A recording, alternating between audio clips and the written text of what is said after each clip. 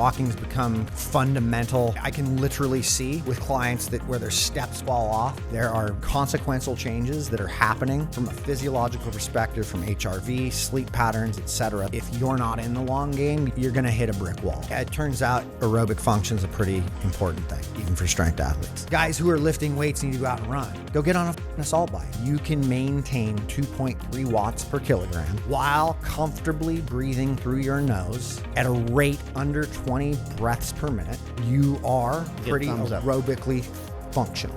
I don't see anything changing the nervous system more than getting appropriately fit.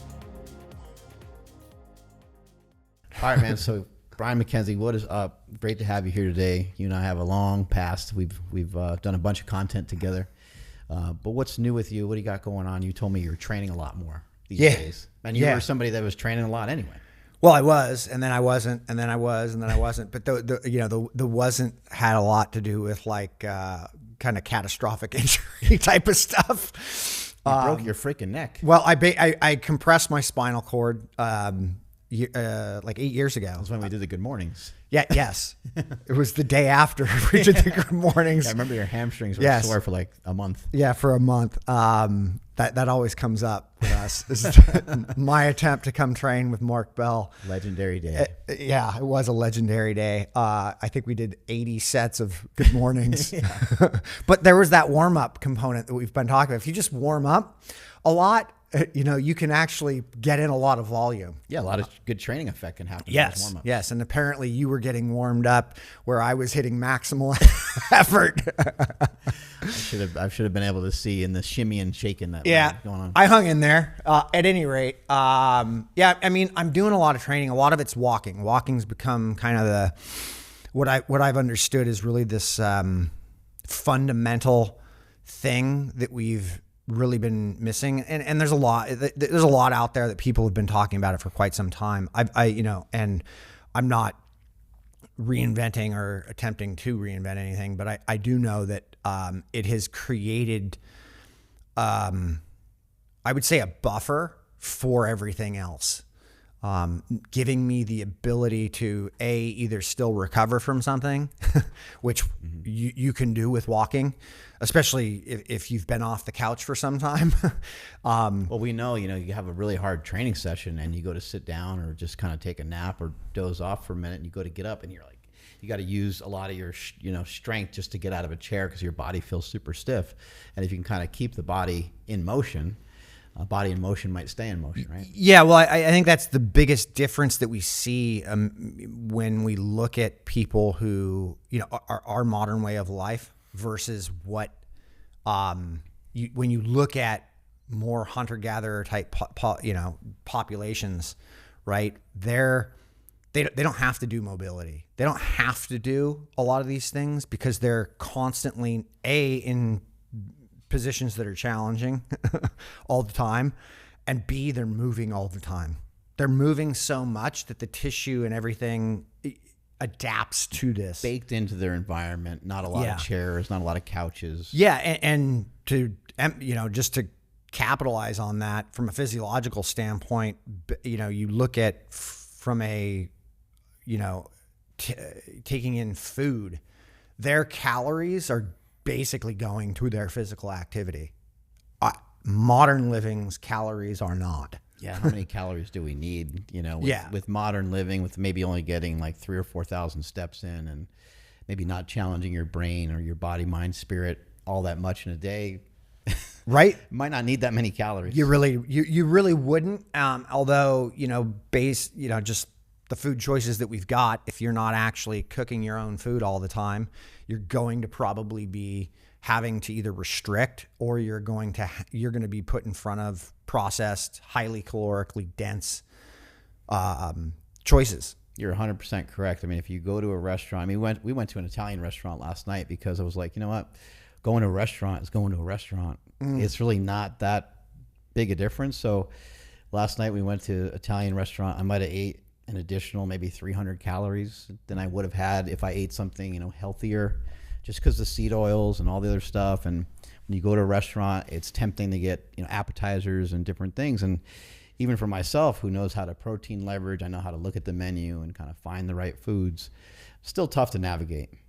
It is. I think you and I are fortunate with where we're at in our physical activity because you can get away with stuff like that quite easily if it's not something that's routine. Right. Like eating out once or twice a week for us, for my wife and I, is just not a big deal. However, every other meal is basically cooked from scratch. Like, I mean, we make, I eat pasta, but we make pasta from scratch. Right. I'll make bread if we have bread. Like we cook some the sourdough meat. bread. Yeah. So I've I've had a sourdough starter for like a long time. My son just told me this. I don't know if it's true, but he said that sourdough bread can taste different at different altitudes. You ever heard that before? Yes.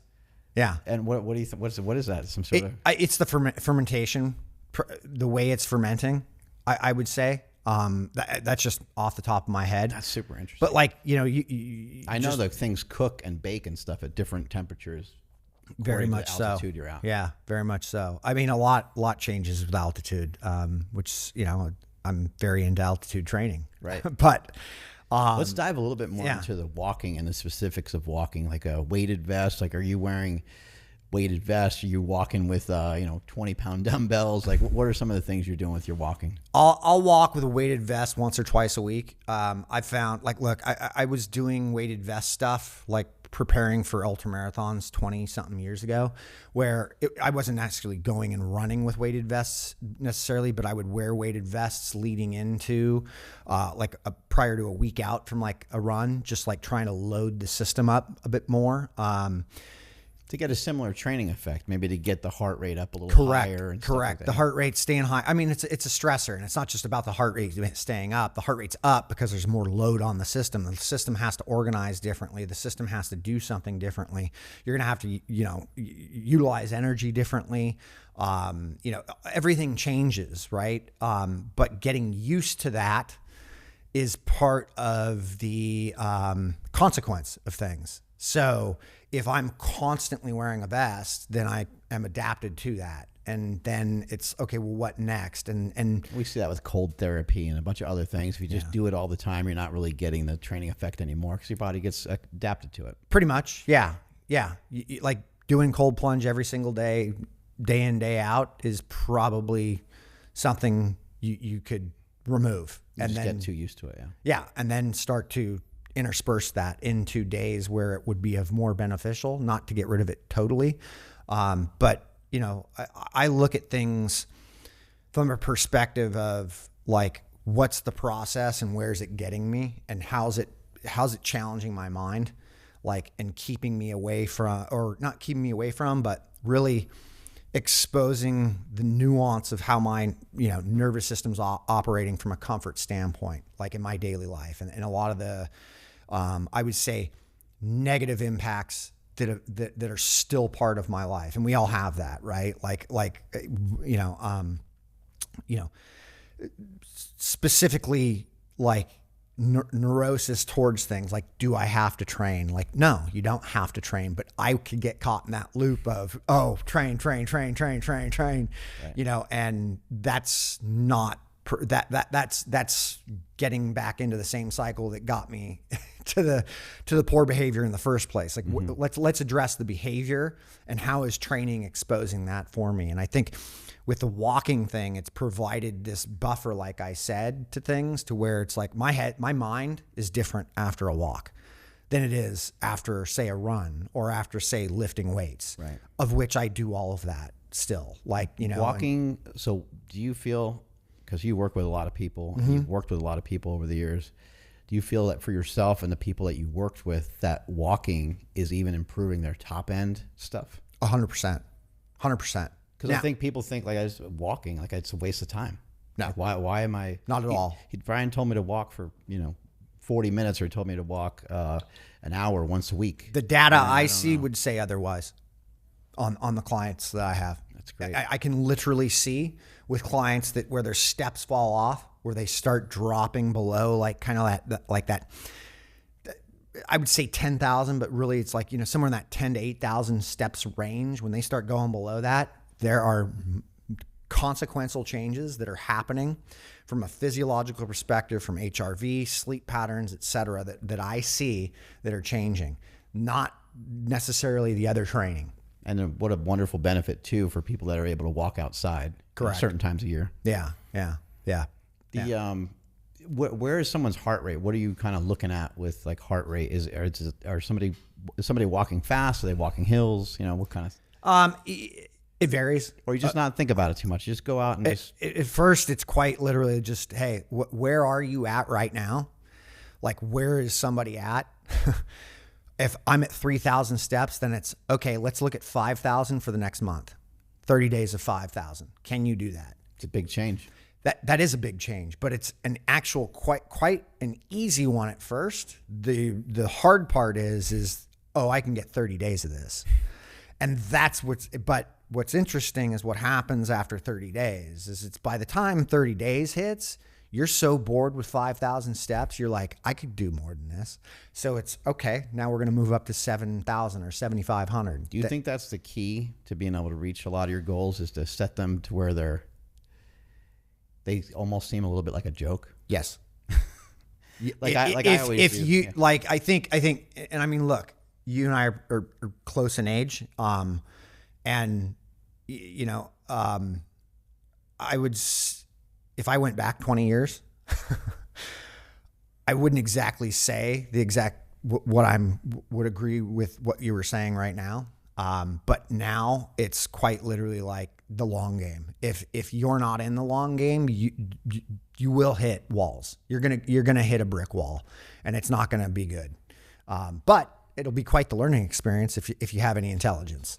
And that's really, you know, when you're just banging hard all the time, there is no end game with that one. You've got to have some sort of long game approach to that. And that's where something like walking comes in, is because it kind of teaches that, and the physiology that comes with that. It doesn't cost money. So if you do lift weights, like let's just say you're a strength athlete, just adding in walking will only enhance that strength side of things.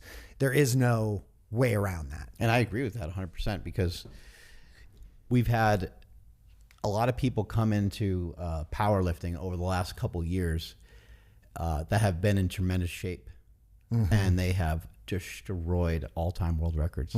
Just destroyed them. Made it look easy. Stan Efferding probably stands out the most. Oh, yeah. I mean, Stan's out of that bunch, quite the pinnacle of what I'm talking about. He came from a bodybuilding background. He was doing 10 sets of 10 German volume training, but times 2, because it was 10 sets of 10 in the morning and 10 sets of 10 in the evening. They would do quads in the morning, hamstrings in the evening. And later on, you know, Stan started learning more about like walking and so forth, and that came after some of his powerlifting stuff. But when he came to me and wanted to learn how to powerlift, he was so easy to coach and easy to train because he could already handle all the volume that we were talking about earlier. He could handle that easily, and in between sets, he recovered faster. So he was not only recovering from one workout to the next, or from 1 week to the next, or from one day to the next, and so on. He was literally recovering much faster in between the set. And so therefore he's able to like put more force. He's able to have better output. Yeah. It turns out aerobic function is a pretty important thing, even for strength athletes. That doesn't mean becoming huge for sleep too, I think. Oh my God. I just think back how there is, I was. So, I mean, just look at from an HRV perspective, you know, like, because I've been around Can you tell us what our HRV is a little bit? So heart rate variability, it's the beats between the beats, and there's a lot in it. I'm not an expert on it. However, I do track it. And I, you know, we look at it. But one of the key indicators of a lot of the things that I've seen, especially with, you know, your professionals, meaning like executives, et cetera, who exercise a lot, but like work, you know, they crush it in business, right. They've got fairly low HRV, and you don't want low HRV. Like, you want higher HRV. The higher the HRV, the better. Take an elite endurance athlete. You take like the greatest cyclist there is right now, Tadej Pogacar, who has an HRV somewhere in the range of 120 to 130. That's his baseline.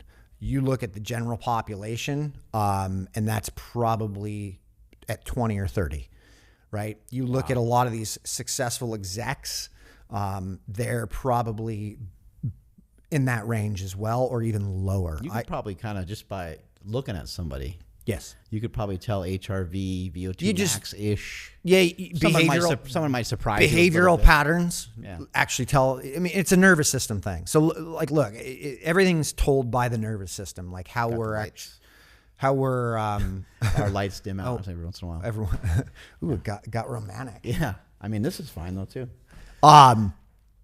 You know, the nervous system tells the story behaviorally of what's going on, and we're constantly, you know, living through a lot of what we grew up with in childhood and how we learned how to make it through childhood. And there's ain't that the truth? Well, I mean, even it doesn't matter how successfully. I mean, I just watched an interview with a guy who's in one of the biggest bands ever, and was literally like, look, man, I don't know how to take a compliment from people and this and that, because, like, you know, I don't look at what I'm doing as good. Like, I'm still like, he can't recognize, you know, and these are normal things. And I get that. I understand that. And that's part of what this nervous system thing is. And that ties up into HRV, because HRV is a snapshot of your cardiovascular system, your nervous system, and what's going on. And there fundamentally isn't anything. And so for somebody who's been in this kind of, like, I've been studying breathing and ventilation for over a decade at this point, and I've been in a very deep rabbit hole with it.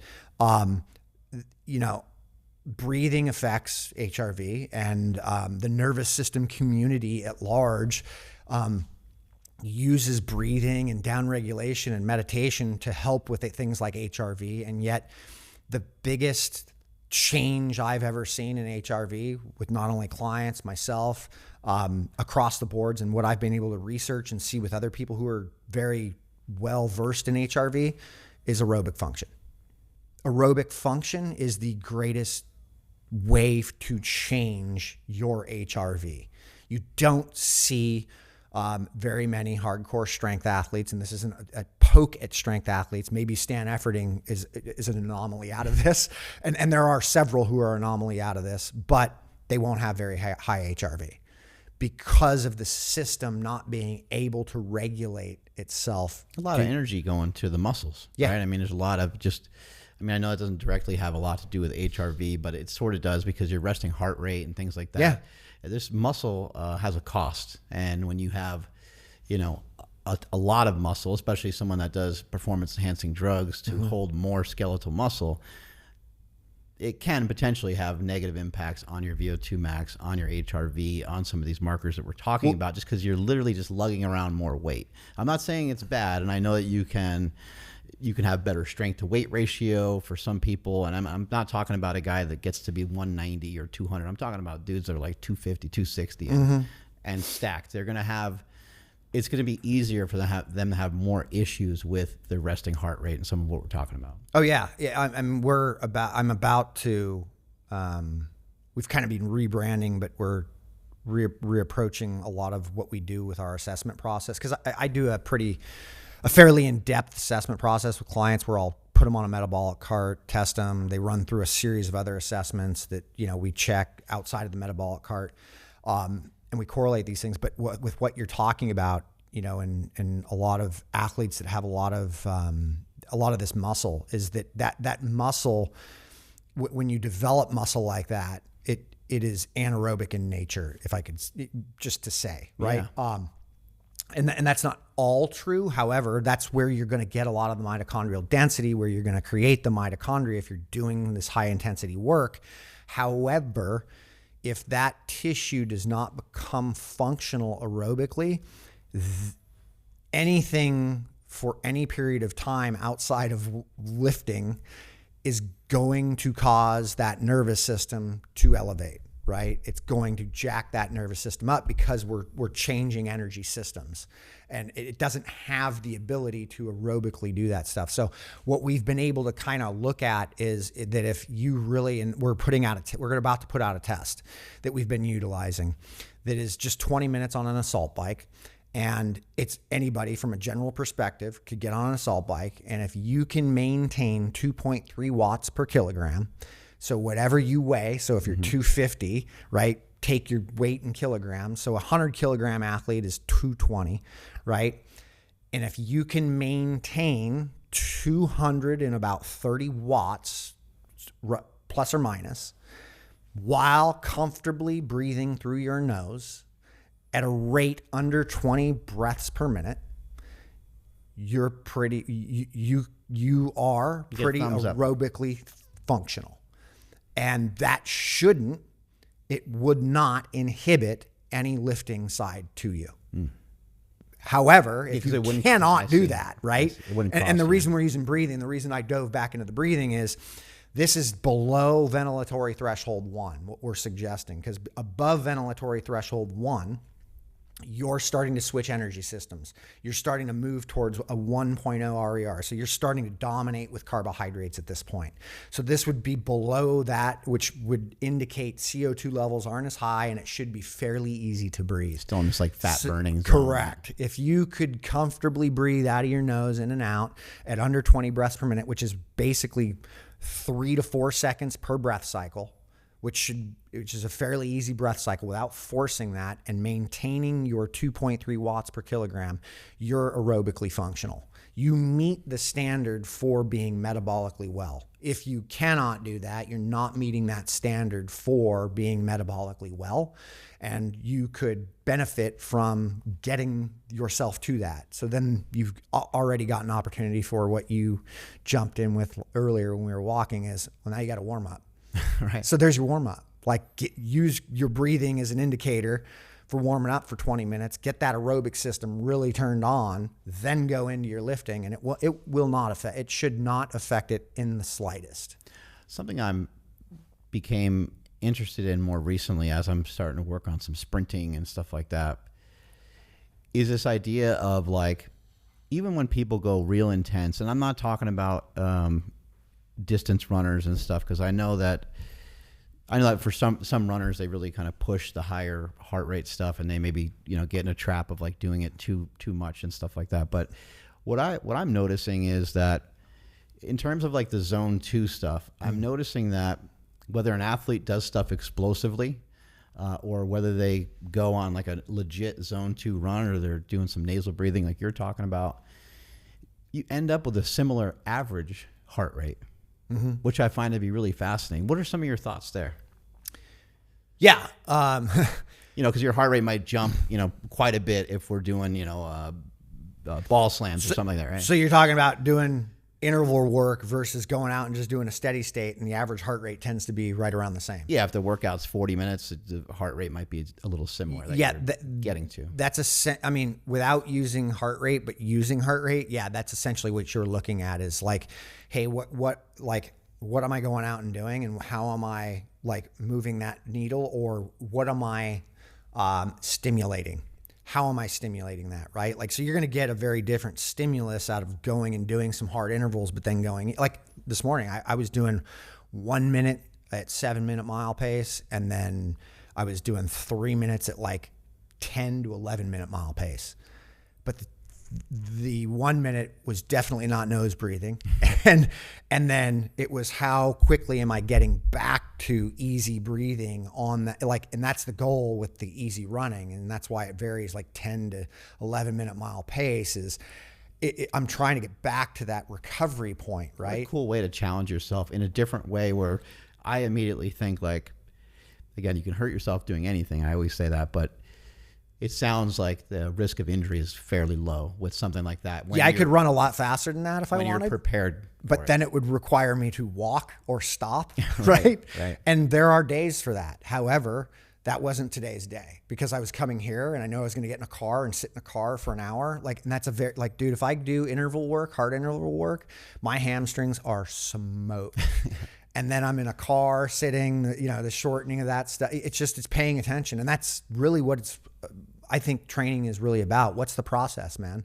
What are you doing? Is it just to train, or is it to learn what you're doing in training, and like, where's that getting you? And although I don't have a goal of going out and running marathons or anything like that anymore, it's really, my goal is really exposing how much I can learn, and then how much I can apply that into what it is I'm doing with clients, right? And how I can solve their problem, right? With the stuff I'm solving for myself, and learning from my own behavior and what it is I'm doing. You must have seen this guy going up the hill on his skis. Yes. That's all over Instagram. That guy, I guess, built his own treadmill and stuff like that. He trains at home. Got a mirror in front of him. About right. Sounds like a savage. Yeah. There's a guy, I think he was Norwegian. He's a cross-country guy. He was 6'6", I think. This is like in the 50s or 60s. He was like 6'6", and he was like 250, 260. Damn. And the dude, he's one of the freakiest athletes that's ever existed. I forget his name. But I mean, the VO2 max on something like that, like a bear that can move like that, that's pretty wild. That's insane. That's insane. And he was an Olympian, right? Like, this guy was gnarly. But there's freak athletes like that all over the place. But I think, for a lot of us, we see something and then we go after that one thing, versus looking at the long game of it, and not understanding that a lot of these athletes, like that dude, is 6'6", right. That didn't just happen overnight, right? These are progressions over long periods of time that people make, and they go about it in a way that most of us don't understand a lot of. We just like the sexy novelty type thing that's sold on it or pushed out. And, hell, I've done that stuff. I've pushed that stuff at times, but, and I still utilize a lot of that stuff. And I mean, make no mistake, I like to go hard. I like to go fast, but I do know that this low intensity, steady state stuff really has made a massive change, and allowed me to get to a place where it's like, on average, I'm probably around 20 hours a week of training. Now, that'll include walking, right? Which isn't necessarily really training, but that's me actively going out and just walking, not just steps I've accumulated in the day. It's walking, going out and walking. And then, I'm getting like an hour a day of walking on most days. And then it's like, I'll get 2 hours of training in off of that. And some things to think about are anaerobic activities are awesome. They're great. Yes. Sprints and interval stuff that you're pointing out. They just can be a little harder to be repeatable because of the intensity level. And we know from lifting, we know from track and field athletes, we know that something's got to give. Your volume, your intensity, your frequency, all these things can't be high all the time. You have to kind of toggle them. And there might be occasions where you're actually throttling everything up quite a bit just for specific training effect or impact. Maybe it's an athlete that is responsible for running a 100, a 200, and a 400 at a track event or something. And that person need to be kind of probably put through the ringer a little bit. But it is interesting that sprinters, they seem to be incredibly fit, but at least to my understanding, it doesn't seem like they spend a lot of time doing some of what you're talking about. However, something to probably also keep in mind is we're talking about young people. It's not that there's not any people that are older there are people killing it in track in 400 meter and 200 meter and so forth that are older. But a lot of times we're looking at, when I'm thinking about some of these anaerobic monsters that probably have great capacity overall, these usually are younger people. Maybe they're even at the professional athlete level. What are some of your thoughts there? Yeah, I mean, I'm not a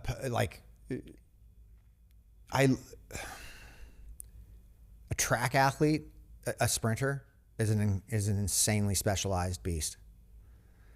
A Tour de France cyclist is a insanely specialized beast, right? There's very different aspects to that. if I'm asked to come in and work with an athlete, and I'm in probably a dozen different sports at this point, like that I work, I have to consider where and what, right? Like I'm not going to have necessarily a track athlete walking an hour a day, but I might ask, like, look, I've got an NFL guy, one of the best defensive guys in the league, and he is doing some walking. He's not doing 10,000 steps a day because he's on a field and he's actually at practice collecting that, but he will literally go out and walk for 20 minutes a couple times a day, 20, 30 minutes. And that has been a part of the process that we've seen change with that, like some minor change with that. Now, is that the biggest change we've seen? No, but we're implementing other things in training that revolve around, what he can do and where his limiters are at. And some of these guys are already getting after it quite a bit. And they sometimes, as nuts as it sounds, sometimes I need a coach like you to say, hey man, let's talk about walking. Let's talk about water. Let's talk about sleep. And let's just talk about maybe backing off your training. Like you do 10, 100 meter sprints twice a week. If you're not a Tour de France, if you're not in this highly specialized professional area, my suggestion is become the greatest generalist you can. Lift weights, do it explosively, do some volume, do some low volume, mix it up, vary that stuff. I do very much believe in the concept of what CrossFit is. I still CrossFit. However, I look at it very differently now. I look at things in this varied state, but I also like endurance because, look, there were so many, I watched so many changes happen with CrossFit when I was involved with it for a decade. And then as I was kind of leaving that world and going into more of kind of the coaching, a lot of the concierge service stuff that I do, the biggest change that happened in CrossFit was when a guy by the name of Chris Henshaw came in and introduced aerobic capacity. Every one of these elite athletes started investing in endurance and being able to sustain aerobic function for longer periods of time. It was like a notch up. His workouts are not easy. No. But it was like literally that was where that notch came up. There was he pushed that level of what happened within CrossFit at that point. So you look at things like that and go, oh, that's interesting. Like, huh? And I mean, one of my business partners was an X Games athlete, and he's 43 now. He still CrossFits, but he doesn't do it to the degree that he used to do it. But that test I was talking about at 2.3 watts per kilogram, he's 100 kilograms. I was very interested to see at 220 what homeboy was capable of doing. When he was competing, he was more like 205, right? So he's put on 15 pounds, right? Like that's a lot of. Now, he could squat over 400 pounds. He benches, like he stopped, he was doing some workout the other day where it was like they were benching, and he stopped, it was for 10 reps. You just went up 10 reps every few minutes, or you went up weight every few minutes, but you were still doing 10 reps, right? He got to, I think, 275 or 285 for 10. And I was like, what? So I'm like, oh dude, you're going to get crushed on this test that I threw at him. Right. He held 240 watts, no problem. Wow. At roughly 17 breaths per minute. And his zone 1 for his heart rate goes up. He has like a 42 resting heart rate still, and he has a 200 max heart rate still. Damn. So his zone 1 is under 141 heart rate. So his average heart rate, I think, was like in the 120s. For the 240 watts at 20 minutes, breathing out of his nose comfortably, no problem. And I was like, holy shit. That's awesome. Like, that is fit, dude. that is fit, and he's not crushing himself a lot of these the CrossFit stuff. He's doing it at pace and at weights and things that are sustainable and not necessarily just nose breathing, but easy breathing. And that's one of the things that I think a lot of the people that hear this nose breathing thing get a little too tied into, is they think everything becomes nose breathing when that is not the case. You don't, like, you go look at somebody like a Tadej Pogacar and he nose breathes for a lot of what he's doing. However, when he's climbing and breaking records at like 7 watts per kilogram for fucking like 20 minutes almost, no joke, like that like you just go hit 7 watts per kilogram and see how long you can hold that. You'll maybe get a minute and a half, right? He held that for like 17 minutes at one point. He was breathing out of his mouth, but you couldn't tell he was breathing. It was just very easy breathing. And that's the big differentiator we see with people who are incredibly fit, who are at an elite level, especially in endurance sports, is their ventilation is low versus the people who are kind of below that, but kind of can get away with looking fit or kind of might show that they've got a high VO2 max, but they're not necessarily capable of sustaining things at high rates for long periods of time. Their ventilation is higher. So we tend to see a lot of over breathing at the high end. So you're seeing a lot of that hyperventilation that occurs where it's right versus right. You know, when you're at higher levels, which their mouth breathing happens. And that was one of the things that, you know, I really, wasn't aware of in the beginning when I got into this breathing thing. And now, you know, in testing and looking at it under a metabolic cart and looking at underneath the microscope, yeah, it happened. There is a crossover point. You will be limiting yourself, and I've seen it. I've done it. I've seen other clients do it. I've seen athletes do it. It happens, but you know, at any rate, it's one of the telltale signs that if your breathing is not overdone, that if it's controlled and in an easy manner, you're in a very good spot, especially if you can put out a lot of work. I think you were telling me 11-minute mile pace. For me, at my body weight, 11-minute mile pace for like 20 minutes, nasal breathing. And I've done that a couple times. The first time I did it, I was going way too fast. Like I was trying to do an 11-minute mile pace, but I kept looking and I was going like, I'm not a fast runner by any means. Mm-hmm. But you just get excited sometimes after you warm up. Anybody who's run knows this. You'll always go out easy, faster. Like you just start going, and I was going a little bit too fast. And then I was able to nasal breathe the first time that I did it, but I was over breathing. I was clearly still over breathing. And I was like, I just missed the whole point of what because we talked about it.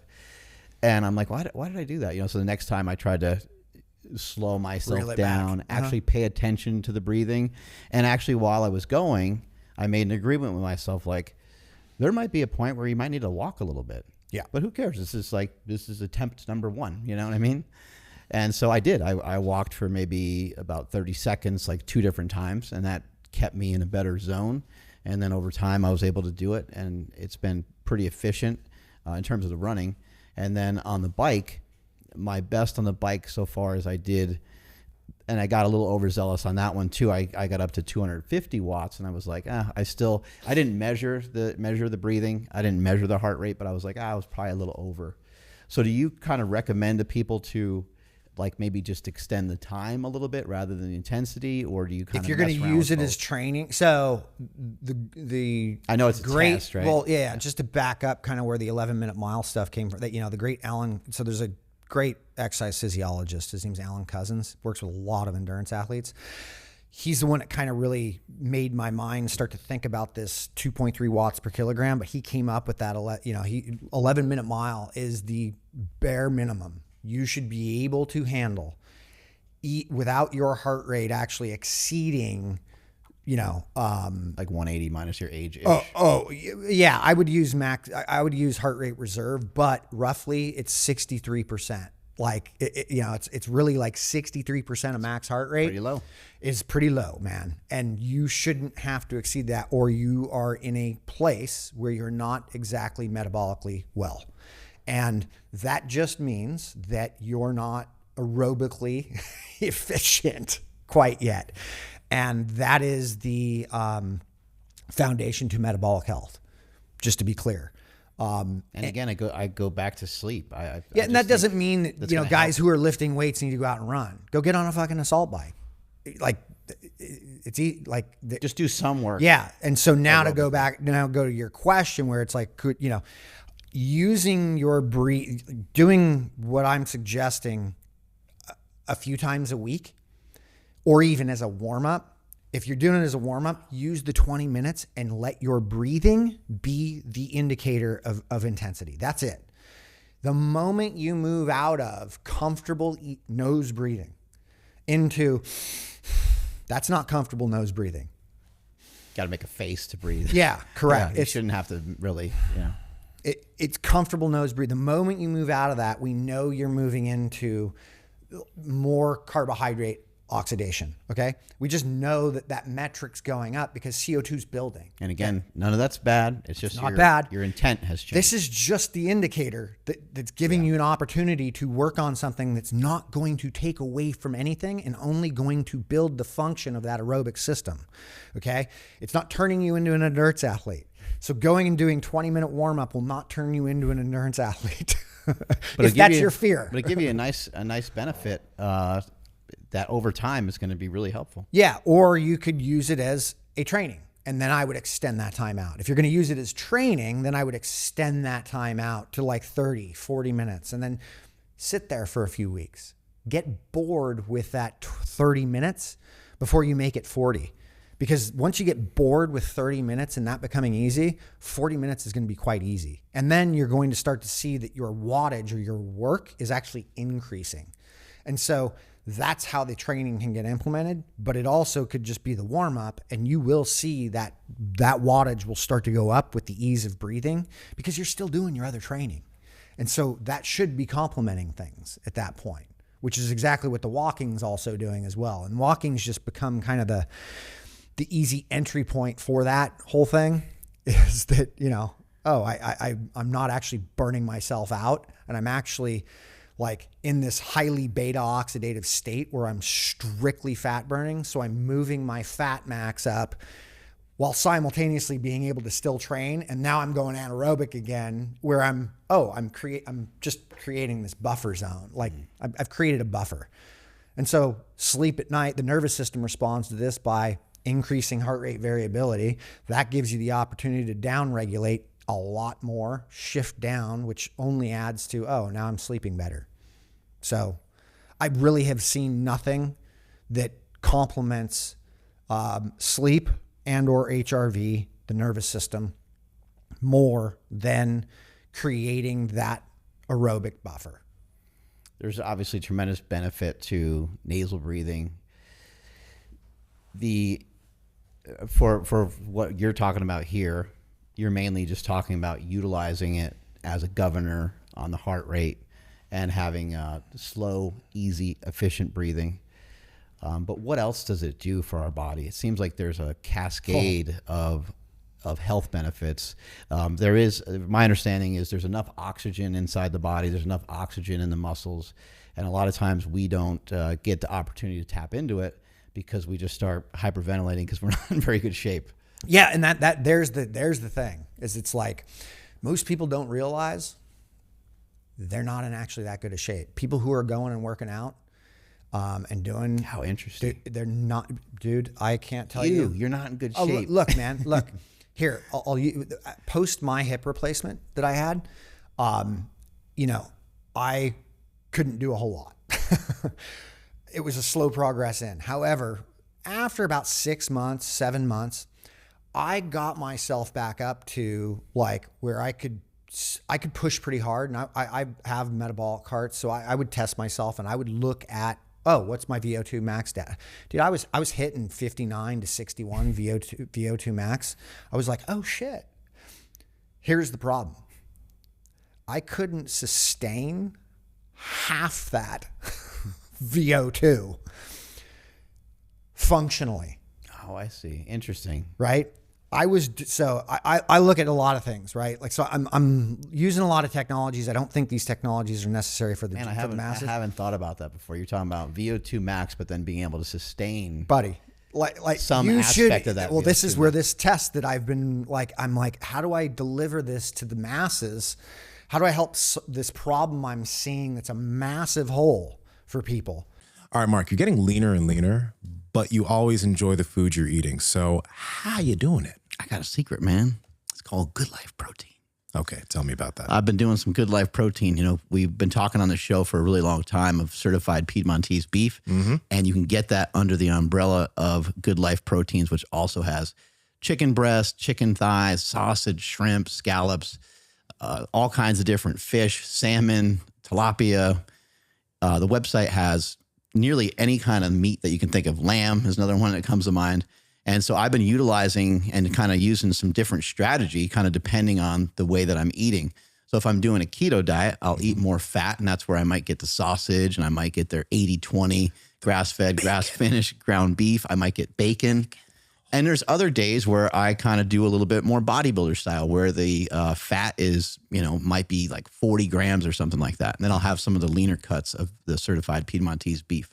This is one of the reasons why like neither of us find it hard to stay in shape, because we're always enjoying the food we're eating. And protein, you talk about protein, leverage it all the time. It's satiating and helps you feel full. I look forward to every meal. And I can surf and turf, you know. Yeah. I could cook up some, chicken thighs or something like that and have some shrimp with it, or I could have some steak. I would say, the steak, it keeps going back and forth for me on my favorites, so it's hard for me to lock one down, but I really love the bavette steaks. Yeah.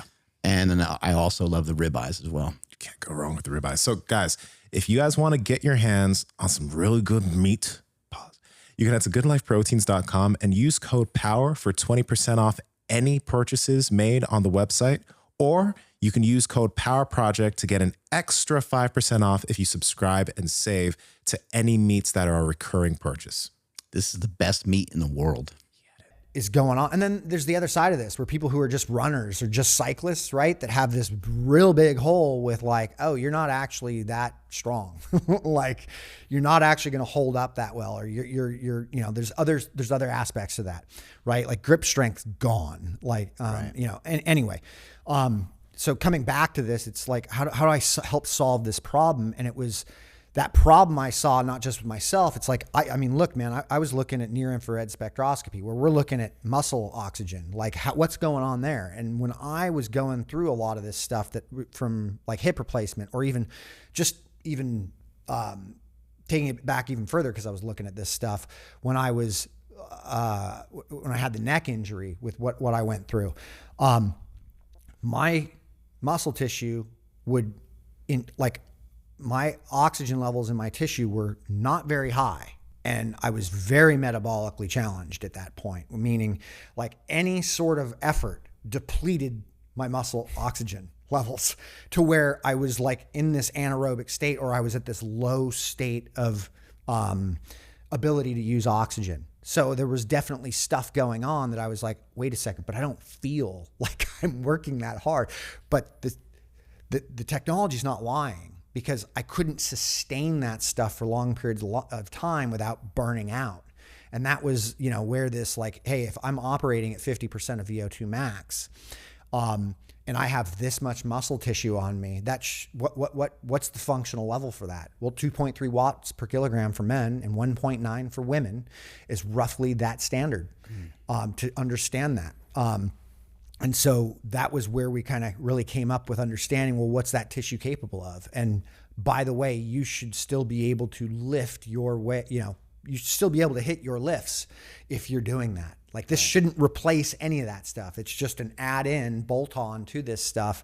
And we've seen across the boards that getting people to that gets them into such a fitter space that a lot of the people out there who aren't doing a lot of this stuff are getting hosed because they think they're fit when they're actually not very fit. But, you take somebody like like my business partner, who's insanely fit from a general perspective. He's not specialized in any sense. And what we're seeing people are capable of is a lot. I mean, you look at a Tour de France cyclist, they could probably hold around right around that 5 watts per kilogram for what I'm asking to be done comfortably. If you think about, you know, what people are actually after, I think people are almost a little bit confused on their actual goal, which sounds kind of weird to say because people are like, no, I'm not confused about my goal. What are you talking about? But I think, you know, the era of the magazines and stuff like that's over. But the bodybuilding magazines and stuff that, you know, I grew up with and seeing a lot of that, seeing, you know, Arnold Schwarzenegger and Sylvester Stallone and Hulk Hogan and wrestling and all this stuff, and seeing these guys that are massive and wanting to get muscle like that. And even today, seeing some influencers and stuff being influenced to kind of go in that direction. But I actually think that, well, maybe it's not some people's goal to necessarily look like a rock climber, because maybe some people think like, oh, that's a little bit maybe more on the thin side. I want to, you know, maybe have a little more muscle than that. To each their own on what you select and what you pick. But when you think about just certain sports, even when someone becomes a specialist at it, there are certain sports that people can be well-rounded almost from the nature of the one sport. Yeah. And I would say, like, obviously a high-level rock climber, they're going to spend some time in the gym too. Like, they're going to spend time doing, like, you know, pull-ups and various movements that they believe are going to help them scale whatever it is they're trying to scale. And I think their strength to weight ratio has got to be high. Their VO2 max, you know, they need to be in good shape. Yes. It's going to be very difficult to do an activity like that. Something like surfing comes to mind, which is maybe, you know, maybe not. There's probably way different aspects to rock climbing, but surfing just requiring so many different aspects of your balance, your coordination, just strength, like through swimming and getting out there, and even the effort that it takes to do some of these activities. So you kind of get a lot of bang for your buck. But I think maybe sometimes what we're forgetting is that there is a certain skill to lifting, there's a certain skill to strength, but it's not a skill that's really related to other things in general all that well. And that's something you might want to just consider. Like, instead of just deadlifting a bar all the time, maybe you pick up a sandbag, or maybe, you know, you find different activities. Maybe you do farmer's carries, maybe you do things that are quote unquote more functional. Maybe there's skill sets that you can learn and bring out into, you know, whatever it is you're doing in your day to day. Yeah, we can pigeonhole ourselves pretty quickly, but I would just, with what you just said, it's make what you're doing complement your life in the aspect that it's not limiting you from other things. So if you're lifting so much that you can't walk around, like, you know what I mean? Like, I did that for many years. Well, yeah. No, I know. I remember when I met you, like, you know, going up a flight of stairs, like, you know, that cooks you out, like, you know, and, you know, it's, everything has costs, and you know, it's, you weigh it out, you know, you try to see like what, you know, what is your actual goal. But again, back to people being a little confused, I think that maybe people don't know about a lot of the stuff that you're sharing here today. No, I think that's the problem. Most people don't. They don't know, like, they would love to have the ability to go play a pickup game of basketball, but they haven't thought about it in a long time, because the last time they did it, they tore up their ankle. Yeah, and I mean, I didn't realize that they tore up their ankle because they're not in good shape. Yeah, you know, I mean, I love to train. Like, I love the whole process of it. However, I'm doing it so that, like, when I do go out in the water and I'm surfing or I'm foiling or I'm doing the activities that I actually love, that those aren't burdened at all. And that, you know, I mean, that's something that, like, you know, that's well said. That's really well said. Somebody like, Laird, you know, like, I grew up, like, Laird and I have spent a lot of time together. That is his existence. Mm-hmm. That is what his existence is about. And everything revolves around his and Gabby's life. Both of them are like this. It's like the training, everything complements their ability to do what it is they do and how they live their life. And it's an incredibly functional way of doing things. and that's why he created the pool training that he did, was he wanted to be able to, show up at 80-foot waves and not be compromised. Yeah, what is that about? Like you're training at the bottom of a pool and like it's not just the bottom of the pool. It's really like, hey, it's a I think XPT is extreme, basically pool training, but it's it's a way of challenging you in the water that forces you to make some real fast changes to become efficient for where you're at. So you either meet yourself where you're at, or you will be brought upon what it's going to feel like to drown quickly. I've seen big wave surfers, free divers, boxers, you name it, come into that pool thinking they were good in the water or going to be okay, and quite literally throw dumbbells and come up like they were going to drown. And they were nowhere near drowning. It's just, that's where the fear mechanism kind of gets involved when you stress somebody in a new environment. And that's essentially what Laird was trying to create for himself, was an environment that would stress him in a way that he could show up in big surf and it wasn't as necessarily as stressful per se. It's pretty crazy because, you think about like what we've been talking about, nasal breathing, and it's nice when you're not in the water, you're not submerged. Yeah. You have the option to pick how you want to breathe.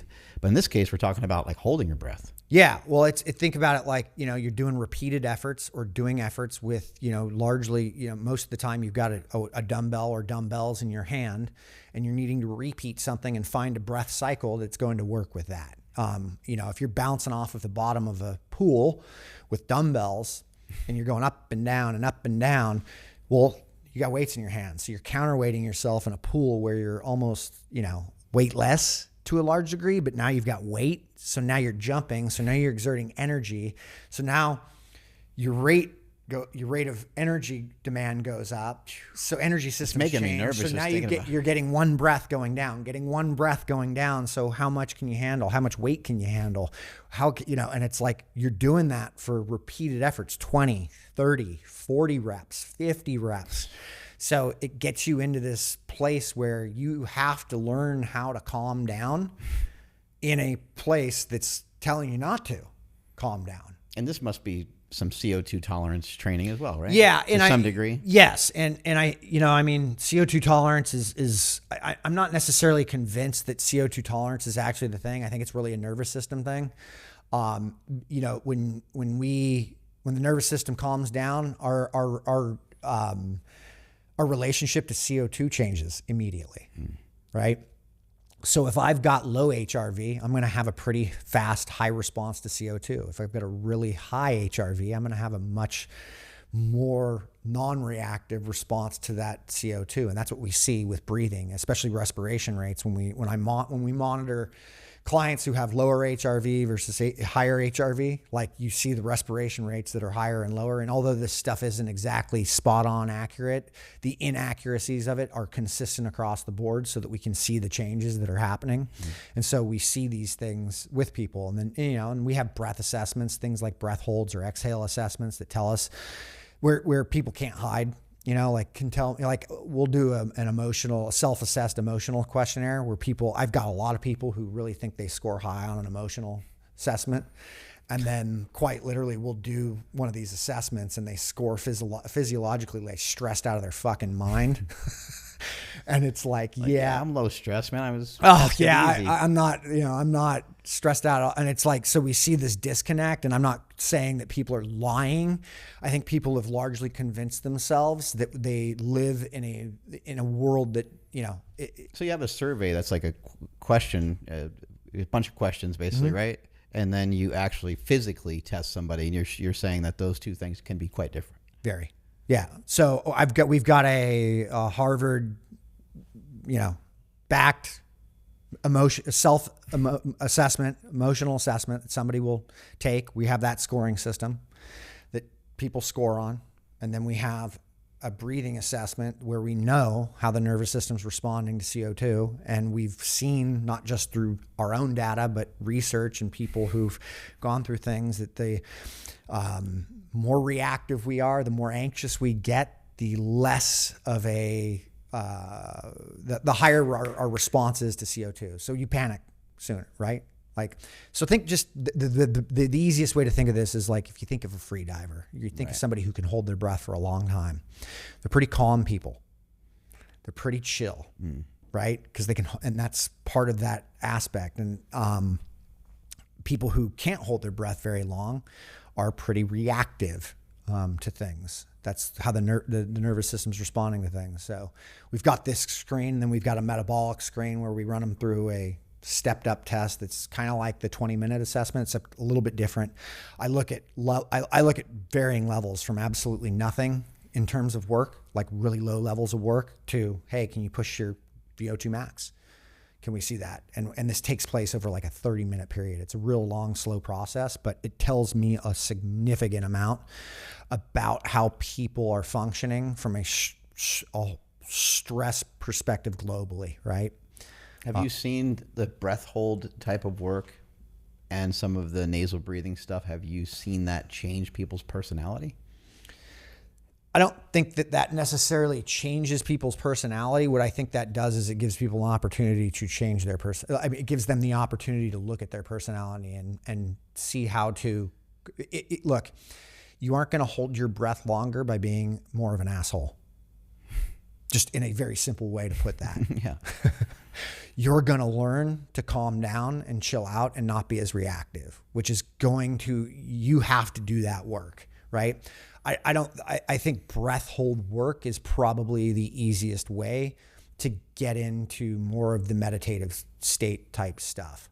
Is that done? Like, do you recommend someone start, like let's just say someone's fairly fit, fairly healthy. They can pass some of the tests that we've already talked about. Do you think a good place for people to start with some breath holds would just be while they're sitting or walking? Yes. Or I think spending some time each day, any individual who's not done something like this could, my suggestion is breath hold work to start with. An easy way of doing that is just doing breath hold tables. So you could start with something as easy as just doing 1 minute of easy breathing and then holding your breath until you get your first strong urge to breathe, and repeating that for 7 different breath holds, right? Getting used to something like that. And there's way more advanced stuff. Like Erwan LaCour does some really cool stuff with this stuff. Yeah, I had him on the show. Yeah, he's really gotten like, and I, to be honest, like I think he's really in that, like he's figured that space out, like, and he's got some good stuff with that.